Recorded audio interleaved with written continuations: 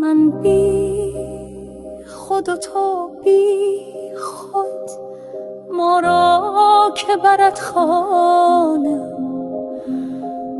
من چند تو را گفتم کم خور دو سه پیمانه. در شهر یکی کس را هوشیار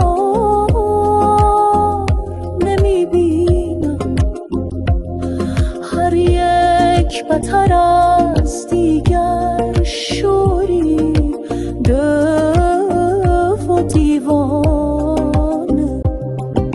جانا به خراباتات تا لذت جان بینی، جان را چه خوشی باشد بی صحبت جانادو.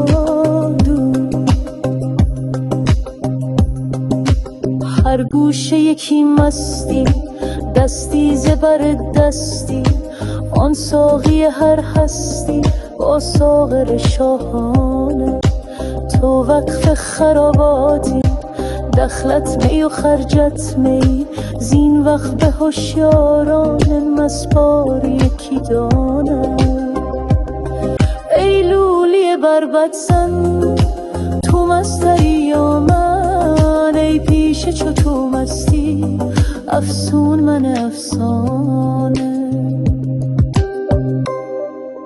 از خانه برون رفتم مستیم به پیش آمد، در هر نظرش مزمر صد گلشن و کاشانه.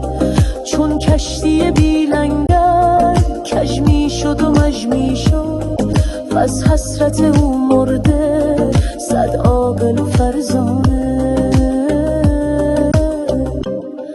گفتم ز کجایی تو؟ تسخر زد و گفت ای جان، نیمیم ز ترکستان، نیمیم ز فرغانه، نیمیم ز آب و گل، نیمیم ز جان و دل، نیمیم لب دریا، نیمی همه دردانه.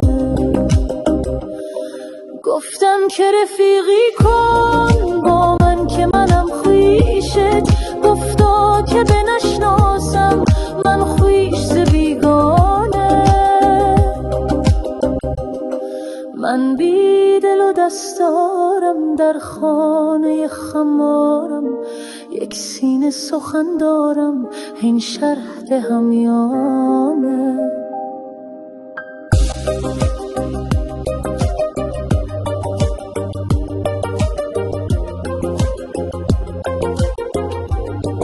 در حلقه لنگانی می باید و لنگیدن، این پن ننوشیدی از خواجه عریانه. سرمست چنان خوبی که کم بود از چوبی، برخاست فغان آخر از استن حنانه. من بی خود و تو بی خود ما را که برد خانه.